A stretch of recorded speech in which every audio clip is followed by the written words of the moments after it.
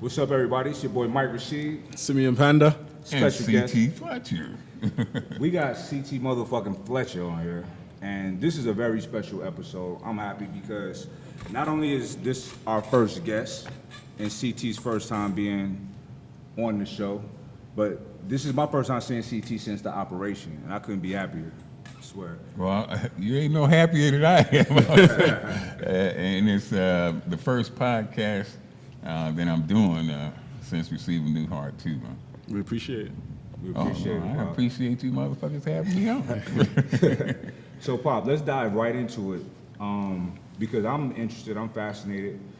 To me, like, I know that heart transplant's been around for a while, but it's fascinating to me. It's amazing to me. It's like, it seems unreal. Can you tell me what you feel about what you went through, where you at now, the whole experience so far? Yeah, most definitely. I consider it a fascinating miracle also. The first one was done in 1968. So, I was born in 59. So when I was a kid, a heart transplant was like Dr. Frankenstein stuff. It was unheard of, If somebody's going to take your heart out and put another person's heart in, I'd have been laughing hard as fuck when I was a kid if somebody told me that was even possible. Right. So the experience was, I'm in a small club now, and the membership to get in is really high. So, I'm just very grateful. Each day means even more because I'm very grateful to still be alive, and it's still my set. I'm still here. I'm glad to be here with you guys. Glad to see you guys alive. And if Simeon Panda coming in with them goddamn calves again, close the door on it. How much personal research did you do on heart transplants? Did you gain lots of knowledge on it beforehand as well? Most definitely. I did a lot of research because I wanted to know everything I could about it before going into the surgery. And I knew a lot of things. But Simeon, I was not nervous or afraid at all. And that's really what I wanted to share with your audience, because a lot of people have things going on and they're very fearful. It may not be a heart transplant, but they may have a liver transplant or some other serious condition, and they have a big surgery or something coming up, and they, hey, CT, how did you deal with the fear of a heart transplant? That's a pretty big thing. How did you deal with the fear? How were you going into the operation? And I tell them I had perfect peace. And then they want to know, well, how is that possible? I ran into a guy in the hospital, Mike, that he's about 400 pounds, ex-football player, big guy. And he was going to have a very serious surgery. And he told me, man, I'm just worried. I'm worried sick. I told him, worrying about it is not going to help. Worrying has never eased any pain. Worrying has never comforted anybody. Worrying has never done anybody any good. And the way that I got, perfect peace, and the way that I could go into my operation and not worry about at all, not worry about the outcome at all, was I put all the stress and all the outcome and all the worrying, I left it all in God's hands. So whatever he decided, it wasn't even my decision, I'm going into this surgery, it ain't up to me. It's totally in God's hands, so whatever he say, that's okay with me. If he say, hey, CT, it's your time, come home and rest, that's all right. And if he say, hey, live on, that's okay too. But I'm not going to worry about it because the decision ain't even mine. I'm just leave everything in God's hand, and that brought me perfect peace. I was completely fine with whatever the outcome was because it was no longer my decision. I gave it all to God. So that's very profound. Now me, I worry. I have now. It's funny because I don't worry about myself. I worry about other people. Oh yeah. And I worried about you. I worried about you years ago. Yeah. You know what I mean? Yeah. So it's real. Like, the love is real, and I remember when you first got sick, last summer. You know, I was, I live in another state, and I was just trying to check on you all the time. And I wanted to see you, but I couldn't. So I had to, we got on the phone. I don't know if you remember this conversation. I was like, how you feel, Pop? And I think you understood what I was saying, like, are you okay? Are you good? And you was like, because what I was really asking was like, are you gonna live? Yeah, yeah. And you was like, look, my boy, I'm good. Trust me, I'm good. And I felt comfort, because I know everybody I talk to all over the world, all these expos, when they ask about you, I'm like, CT's good. He's straight. Don't even worry. We good. He about to get, knock the surgery out, recover, and we back at this. Yep. I had total confidence, because I believe that we all go through, like, climb a mountain at some point in our lives, right? And that everybody have a mountain to climb. Depending on if you climb it or not, it determines how much you grow, what kind of life you have afterwards or whatever, right? So you had a huge mountain that you climbed already a few years ago. Right. So in my mind, I was like, what he went through with that, this is gonna be easier. And you went into this like physically healthier, and I feel like mentally stronger, because you went through it before. So I legit, after that conversation, and then my mind was going into all of those places, like, yo, he's done this before, he's conquered it before. And thinking about my dad, y'all are very similar, because my dad had a quadruple bypass. As soon as we brought him home, he was like, I need to work out, I need to walk. You know what I'm saying? So I know how that strong mindset heals faster, because you want it. You don't refuse. You refuse to lay down to it. Absolutely, and I get so many people calling me crazy and ungrateful. Oh, you got a new heart, you got a second chance, and you just gonna blow it because you're already trying to do stuff. Just sit your ass down somewhere, old man, and take it easy. They just don't understand. Yeah, nah, they don't get it. Can't do it. They can't do it. I did a YouTube video, and I know you'll be able to relate to this. I compared it to a fighter who's in a fight, and he just getting his ass whooped. Just, I'm knocked all over the ring, just getting knocked down, and he won't quit. He won't quit. And the announcer is saying, well, somebody needs to stop the fight. The referee or his corner need to throw the towel in or something, because the fighter is not going to stop. He's not going to give up. And the reason he can't give up, he's a fucking fighter. Right. That's all he know how to do. Yeah. Fuck that. I'll throw. My God is my corner, man. And if he don't throw the towel in, I'm going to keep fighting. That's why I can't help my motherfucking self. Right. So I was just watching that video a few days ago. I commented on it. And see, I admire that.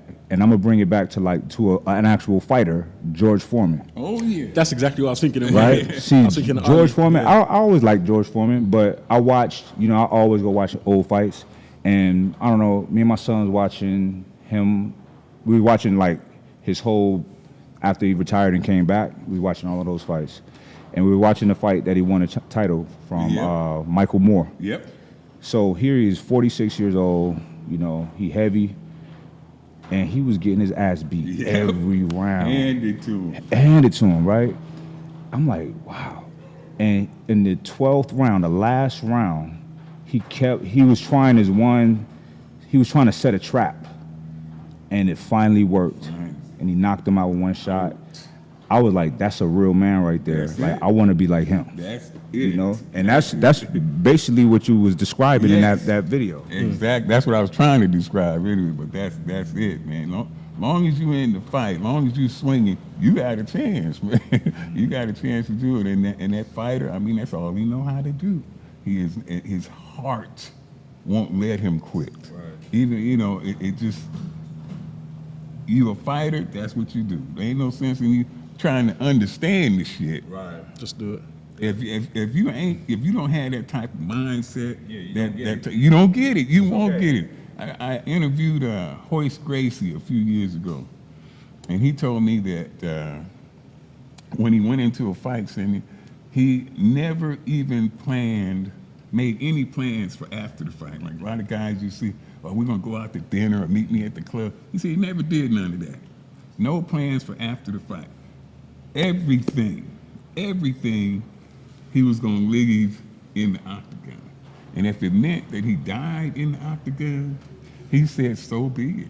I mean, that's what I love to do. So if I die doing what I love to do, I'm okay with that.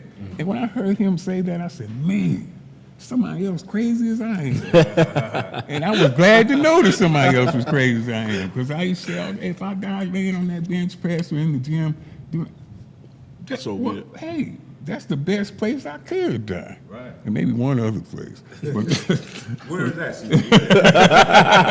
you know where it is. It reminds me of when I did that Boss to Boss Power meet and you came out. So I'm gonna set the stage for you guys who wasn't there. It was classic CT, yelling, motivating, the whole nine. But I had been having real bad problems with my elbow because I got strong, but my joints ain't but so big. So I was beating my joints up, and that was probably at the worst. The week before that, when I was testing my opener, it hurt so bad I was in tears. I was in tears because I was angry that I didn't think I was going to be able to hit the numbers that I wanted to hit. Okay. That kind of stuff brings me to tears. You know what I mean? But anyway, so that next week, CT said to me, he got real calm, and this was the best. He says, I don't care if you break your arm. You go out there and you do that shit like you ain't no doing it over. This is it. He was calm, quiet. And I went into it like, yep, that's it. That's all I needed to hear. Like, I don't care if I hurt myself. And I got that mind state. He reminded me that day, you know? So I feel you. It's like, it's do or die. It's do or die, you know? And I feel like that kind of mentality, it separates a lot of time. I mean, it's a reason why everybody got they things, the attractive qualities to them. But, you know, with you, it's like, it's different. When I'm other places, people are like, no, what's up with CT? They grabbing me. They want to hear me. They want to know that you good. They like, the love is, you always got love. But once you went through this right here, it was it was heightened. Like, you know, I'm affiliated with you, so I seen a lot of it because they was coming to me because they can't come to you. And I was like, man, this is amazing. This is amazing. It amazed me just knowing you and knowing the impact that you got on people like that. I'm seeing it firsthand. I know you see it firsthand, but I'm like, wow. How did you feel with the support that you got, which was crazy? It was amazing. It's always amazing to me because honestly, I look at what I want from people. I don't like to hear people say, "Oh, you're the GOAT" or "You're a legend" or any of that stuff. Those are not the titles that I want. I want when I leave here, if I could get people from Russia and Israel and Samoa and all China and all over the world, if I get people to say that, the best thing I want them to say about me is to say, C.T. Fletcher, he was one of us. You know, I don't want to be above anybody, below anybody. I just want to be one of the people. Mm-hmm. If I can do that, then I'll be very, very happy with that title. He was one of us, man. That's the title I want more than anything, for people to relate to me. You are one of the people, you know, and that's what's special about you. A lot of, you know, and not to dog anybody out there in the industry, but, you know, a lot of people, they feel special and elevated. And maybe I have faith in people, so I'm like, you grow out of it, whatever, it's silly, but they'll grow out of it, whatever. But I get so much from you. Like when I'm at an expo and my feet hurt, I think about all them times when you had maybe gout or something and you would not leave. Like, no, I'm gonna stay here till this line is gone. I'm like, I can't complain about nothing. You know what I'm saying? So I don't know if people realize, I know there are people that know how selfless you are, but you know, you can only meet so many people in a day. But it's a lot of people, y'all don't realize, like, it's really inspiring what CT does, man. Like, he cares so much. Like, I take a lot from you. I learn from you. Like, I be at my booth talking to everybody because you talk to everybody. Yep. You take time. You genuinely like, hey, how you doing, man? Like, you know, And I'm like, I need to be like that. I want to be like that. You know, I'm lucky. I'm fortunate to have some good people in my life. Even you, Sam. Like, Appreciate it. you know, T, Sean. I got good people in my life that got good characteristics, and I try to. I want to be like that. I want to be like that. So, I'm No, just happy that you here, Pop. I'm happy you here, man. Shit.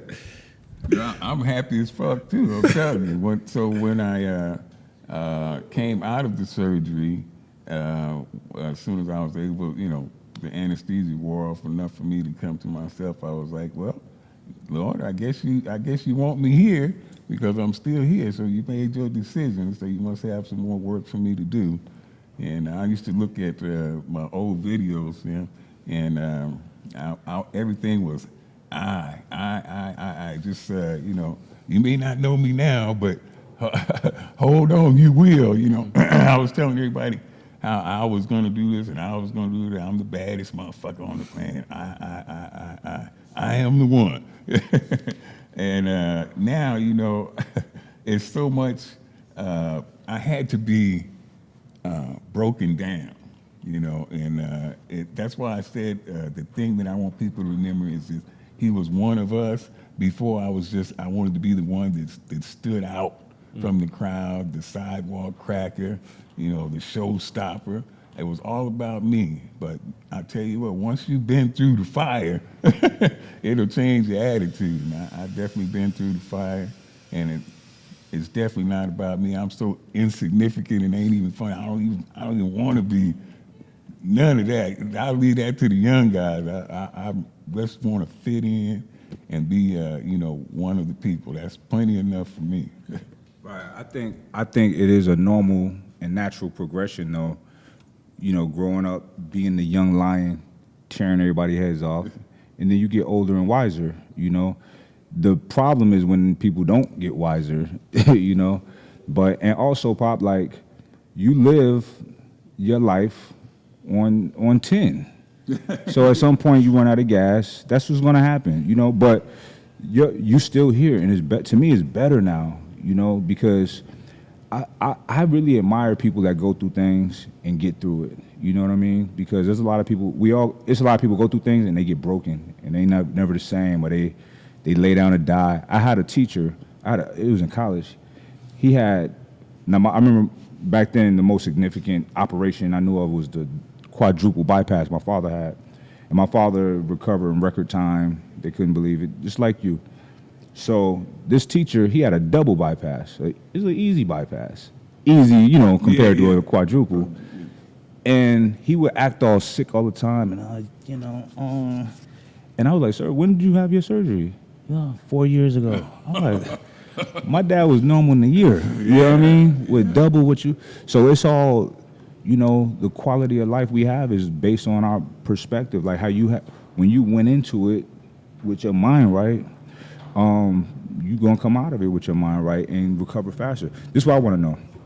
Can you talk about, because you mentioned earlier that this was easier process than your first heart situation. Can you tell us about what you did, what that procedure was, and then why do you think this was easier? Was it like your diet? Were you healthier? Because you went into this vegan, right? Yes. In 2005, I had my first open heart surgery, and they put a mechanical valve, my aortic valve, they replaced it with a mechanical valve. So I had a tick instead of a heartbeat for 13 years. And that surgery was a lot rougher. The recovery was a lot rougher than this time. You wouldn't think it would be because they just put a valve in, but this time they replaced everything. I just recently went and had a checkup, and the doctor was saying, man, you got a scar over here where they took your pacemaker out. You got a scar over here where they took something else out. You got a scar over here. I said, yeah, I've had just about every surgery you can have. I got a bunch of different scars, but and she said, and you still got a good attitude. I'm like, ain't no sense in me crying about it. I think to have all them scars, I'm very blessed to still be here. I have tubes and stuff hanging out, but my I always like to say that my past, flatlining 3 times during the first surgery, my past has prepared me for my present. So going through all of that stuff the first time made this time, much easier. I knew what to expect. I knew when I looked in the mirror at myself, I was going to look bucked. And, the first time I went through it, I looked at myself and I said, oh my God, I'll never be able to lift weights again. I was like, oh, this is it. But all I needed was that one doctor to tell me how horrible I looked. And he said, wow, you see people? Yeah. He said, wow, what happened to you? And that's all I needed. So I still get a few comments, and saying, oh, CT, you look fucked, man. You look skinny. You look bad. And I appreciate that. I'm telling you, motherfucker, keep that shit coming, because you ain't doing nothing but throwing logs on my motherfucking fire. And I shall show your ass. Just Why do you think people do that? Like, why the negativity all the time? They're miserable. They are miserable. If they felt good about themselves, they wouldn't have time to talk shit about you. They want to find anything because of their misery. They want to find any kind of fault that they can with you. So they want to try to pull you down into their pit. That's a fucking miserable person who have nothing better to do than find fault with other people. Fuck fault finding, motherfuckers. Fuck y'all.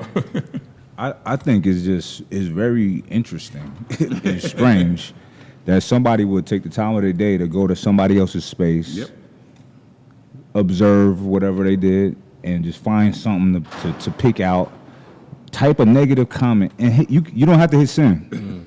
You don't even have to. You could block them. Yeah. No, you leave a comment and hit send. Yeah. And then you sit back. Yeah. A guy, I was working out at the house the other day, and we was snapping and Instagramming, and I'm walking and stumbled. We just kept walking, You know how many DMs I got? Like, I saw that. I saw you stumble. I'm like, wow, bro, that's what you got out of all of this. Yeah. I'm like, bro, I'm 41. I'm in the best shape of my life. And I'm showing y'all, like, I don't even need the gym. I do this at home. And that's what you got out of it? Fascinating. What can be done, though, to change that mindset? Because we talk about it a lot. I see a lot of Insta stories where you get pissed. And then I do. And I'm like, oh, Mike, don't react. I'm going to tell you. I know you tell me don't say. I want to say something sometimes because I feel like I'll clap back at them, but I'm doing it in an intelligent way because I'm trying to show them how ridiculous they are. I'll tell somebody like, bro, you have to not be that sharp of a person, or you can't feel good about yourself knowing that you would not say that to me or anybody else in their face. You see, the thing is, you've said that, and CT said what he said, but I don't see that getting through. No, seriously. So what would actually get through to these people? Because, like, you've said that. And to them, I'm sure that's just bouncing off a wall. And the next negative thing that they can do, they're excited. They cannot wait to press send and do it. So what can get through that to these people to just stop being so negative about, like, people, man? Well, I'm gonna say this though. Not everybody I clap at like that. Sometimes I'll DM them. It was a boxer, pro boxer. I guess my fight was pay-per-view. I set that up. It wasn't like some big company came and did anything. Everything I do is on me. So he's like mad. He's like, man, whatever. That dude, you fought 2 fights and da-da-da-da-da. So before I said anything, I went and looked at his record, right, and seen the guys he fought. I mean, he fought a guy that was 1-12. You know what I mean? Like, terrible records. Yeah. But that was in the beginning. I'm like, bro, so this is interesting. You expect me to fight a champion? I have 0 fights. Why do you think I'm so good? Like, I have 0 fights. And I'm way too old for this. And I'm too small to be a heavyweight. Why are you coming to me like this? Yeah. You have the screenshots. I said, this is your record. These are the guys you fought. And whenever I do this people need attention. I've done this many a times. Come to them cool on a DM, like, why would you? And he was like, hey, man, I'm sorry, bro. Like, it happens every time. They say the same thing, I was going through something and I just took it out on you. I feel bad. It's common that they all say that, but it's just a weak human characteristic and trait. But honestly, I think with us talking about it in a forum like this and people listening, it might get them let me think. People just, y'all think before y'all say negative things because it's unnecessary and it's ugly. And people around you don't like you. They're irritated. Nobody likes somebody that's always negative. Even me, like, I'm a grumpy dude. But I got to check myself sometimes. Like, let me stop.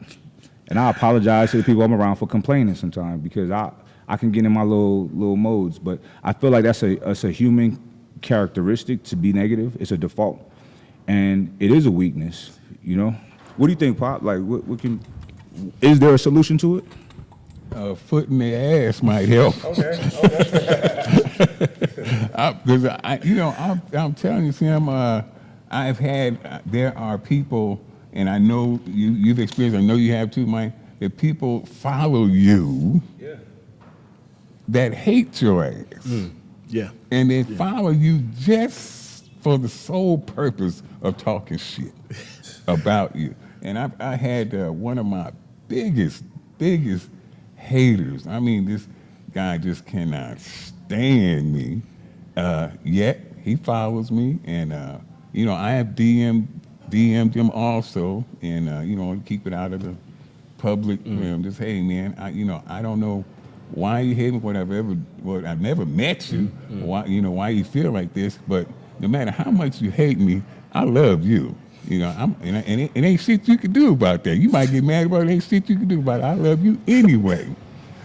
So he didn't ever respond to any of that, but he got on, he did open, text me out in the open and, tell me, well, why you think God spared you? You think you better? What about the children who got killed, in the high school? What about them? How come God didn't spare them and he spared you? Sorry, so he skipped the DM and went to the public? Yes. Okay, we see his agenda already. Okay. Just to tell me, that I think I'm better than the children who died. And I said, look, son, I left it in God's hands. It was not my decision. I don't think I'm better than anybody. That's why when you ask me or anybody else asks me, I say I'm so blessed, because I think every one of those children deserved, if you ask my opinion, they deserve to live much more than an old beat up man like me. But it wasn't up to me. God made that choice, and if you want to know why he made that choice, then I think maybe you have to ask him. Because personally, I don't know why he chose to spare my life. I don't think I deserve it, or I'm any more deserving than anybody else, but he did, and, I'm glad. I appreciate it. I'm thankful to be here, and I thank God, for sparing my life. So, but the only thing, I did my best to get through to him, and it didn't work, so I would suggest a foot in the ass. I like the foot in the ass option, honestly. And I ain't gonna lie, man, I feel bad, but I've tried to fight a few people online. Seriously, I've seen you say. I'll DM them when they sometimes they strike a chord, and then I'll DM them like, bro, I'm actually in California right now. Where you at? You can come to such and such a gym. I've had people. I've told them like, look, we can meet at the people I know that I've seen hating on the low. I don't like being in counsel with people and his weird vibes. If we can't fix it, old school, chunk them like gentlemen, dust each other off, and we can be friends. And people I know that's 300-400 pounds, like the whole nine. I'm like, bro, nobody got to know nothing. Yeah. They don't, of course they never accept. So, but I see this is what I take comfort in. Like I don't lie to nobody. I don't steal. I don't do nothing shady to nobody. I know I'm not perfect, but I'm a stand-up dude. So I don't walk this earth with fear of anybody, because you fear people when you do grimy stuff, right? So I don't fear nobody. I have no problem calling somebody out on their shit. Yeah. Like people we know mutually, making them, and I make them uncomfortable. He is not lying. When people do rotten things, especially anybody in my circle or me, you're gonna be uncomfortable around me, So, but I have they listen, and I'm not gonna say this guy's name, but we know this guy very intimately, and he's seen me saying, bro, this is crazy. And in the UK, I'm walking down in the hotel, he's checking in. I walk slow so he could be done by the time I go over there. His guys all greeted me, hey, what's up, Mike? We talked, and I stood there behind him. He kept his head down, just fiddling around, hoping I just walked away. You know what I mean? Yeah. Now he got to walk around. He got to look in the mirror at night and know that he's a coward. Not on a tough guy stuff. I'm not gonna fight this guy, but he can't face me and be like, hey, and state his piece. You know what I'm saying? He got to keep his head down. That's a coward. Listen, I feel like I'm not saying I'm like people's. I'm the executioner. Like I got to serve people justice. No, that's not me at all. But in my little world, my little ecosystem, I just have the kind of personality to where I'm very open and honest. If I love you, I tell you. If I don't like you, I tell you. You know what I mean? Especially if you've done something grimy. So when I've looked, this particular person, I looked him in his eye like, please do the right thing by my people.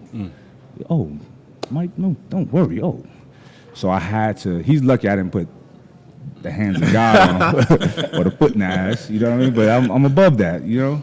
But nah, I tried to fight people before, and it's not cool. It's not cool, but I just wanted them to feel as uncomfortable as they made me feel. Because I'm not gonna lie, yeah, we get maybe, I don't know, 20 hate comments that we'll see a day, but it's 2,000 good ones. Oh, of course. But out of that 20, it might be one that stings, me at least.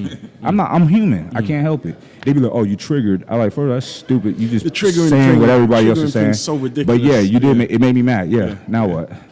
Yeah, I'm not above being upset. You know what I mean? Yeah. What do you think? How do we end it? Eradicate it? Foot in the ass? Kick in the throat? The thing I was going to say is, like, I'm sure none of us have ever had them say it to your face. Never once. I'm like, for the industry, I've been like a couple years now, man, 5-6 years. I've not had one individual for all the hate I don't comments know anybody daily that has come to my face and said something, you know, which is But that makes sense. Yeah. But see, I even say that because it's not just me. Yeah. CT, you, Big Rob. Yeah. I don't know anybody that's had had someone a come to hater their face, yeah. say the stuff that they say on the internet in their face. And we greet thousands of people every year. Yeah. So it tell you something right there. I'd be like, how do you feel knowing that you would never say this to anybody in their face? You okay with that? This is strictly Instagram for you, you know? But whatever. Some people, you know, maybe I'll start ignoring it. But it's kind of fun to me to get petty with them. You know sometimes, what I mean? yeah. I clap back. I have fun with it, you know? It give people something to talk about. Sure. Yeah, it's part of my DNA to get down and dirty with they motherfucking ass. Oh, you want to wallow in the mud? That's wild, motherfucker. Now, Simi is too intelligent for that shit. Hey, he talk intelligent. Simeon a real dude too. Look, but they don't understand when they come on there. Oh, your legs. Oh, I have a field day because you got pictures on your Instagram. Okay, I'm gonna screenshot it so you can't block me, and we're gonna go to town. But see, I send people over there. I'm like, hey, we over here in your comments going. Oh man, they lose it. But it'd be so funny.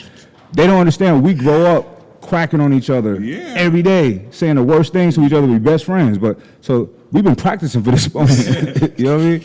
It's fun. Like I let a hater have it. I let a hater have it. Pop. All right. So I know we got short time because we starting Summer Smash in a few minutes. What is on your agenda now? Like what's life like for you, and what's life like in the near future? What's on your agenda now?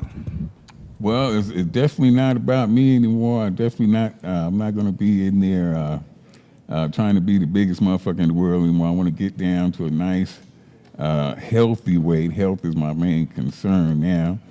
Speaking of little motherfuckers, Big Rob just walked in here. And that's one of the skinniest motherfuckers you ever want to see.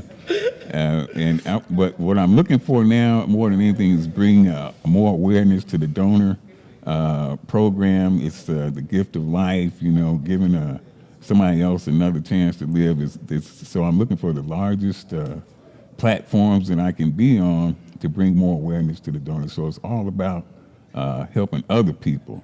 And this is my first podcast, and if you guys get a chance, if you're not signed up for the donor program, you can do it online now. Sign your ass up, give somebody else a chance. You ain't gonna use the shit when you gone nowhere, motherfucker. I immediately went and let them know. So I had to go register. So I did that immediately. Like I was like, I ain't gonna lie, we don't need to talk about good things that anybody do for anybody, but I remember you said it might be a kidney situation. I was like, take mine. Yeah. Like, I live for moments like that. Yes. I want to show, like, I want my friend to see that I really love him. How can I show him other than that? Take it. I don't need it. You know what I mean? Yeah, I mean, he offered me his because for a while they thought that I needed kidneys and a heart, and thank goodness that wasn't the case. But I mean, Mike called me up right away. Hey, you have mine, Pop. I said, you keep yours, son. You go It's like I mean, vegetables is good. But that's real. When you die, you know, it's a waste to let it go. You know, I really want my body to be used up. You know, study my weird brain if y'all need it or whatever. But Pop, I love you. I'm so happy. I'm beyond ecstatic to be sitting here with you right now. I couldn't wait to see you. Thank you for coming on the show. Thanks for having us. We appreciate it. Thank you for inviting me. It's an honor to sit here with two young yoke motherfuckers. Invite my old ass. It's my honor to be here. First podcast since the transplant. It's an honor to be here. Thank you very much. Thank you.